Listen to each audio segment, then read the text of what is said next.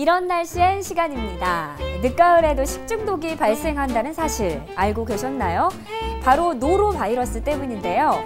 식중독의 한 원인으로 꼽히는 노로바이러스는 추운 날씨에도 번식력이 뛰어나다고 합니다.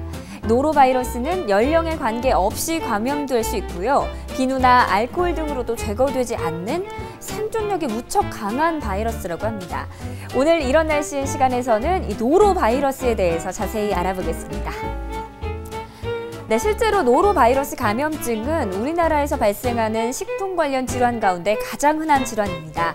계절별 발생 특성을 볼 때 하절기인 4월부터 10월까지 3.2% 정도로 검출됐던 노로바이러스가 11월부터 증가하기 시작해서 이듬해 3월까지 평균 13%의 검출률을 보이는 것으로 확인됐습니다. 가을과 겨울철에 급격하게 늘어나는 걸 확인할 수 있죠.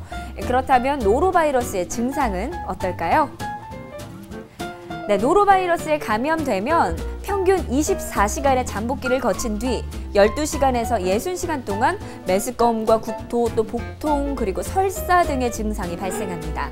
특히 어린아이에게는 구토 증상이 흔히 발생하고요.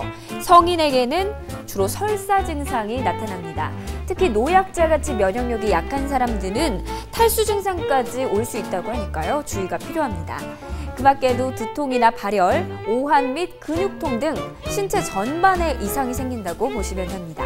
그렇다면 노로바이러스 감염 경로를 살펴보겠습니다.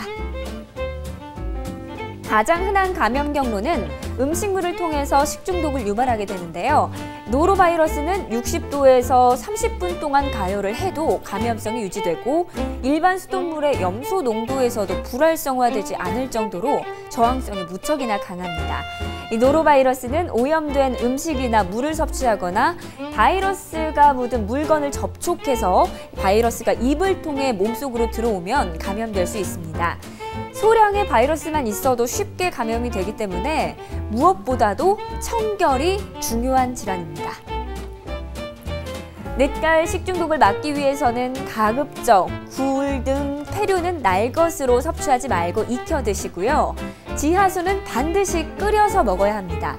음식물은 85도 이상에서 충분히 가열해서 섭취해야 안전하고 음식물을 만지기 전과 후에는 꼭 손을 잘 씻는 게 중요합니다. 감염 발생 확률이 높은 사업장 등에서는 수건을 대신해서 비누와 더불어 일회용 종이타월 그리고 손 건조기 등을 비치하는 것이 좋다고 하네요. 혹시 식중독에 걸린 환자가 발생하면 증상이 없어진 뒤라도 이틀에서 3일 정도는 휴식을 취하는 게 좋다고 합니다. 최근 충청남도에서는 노로바이러스성 설사 질환이 크게 증가하고 있어서 보건당국이 식중독 예방에 주의를 당부했다고 합니다. 늦가을 식중독에 방심하지 마시고요. 건강하게 가을 겨울철 나시기 바랍니다.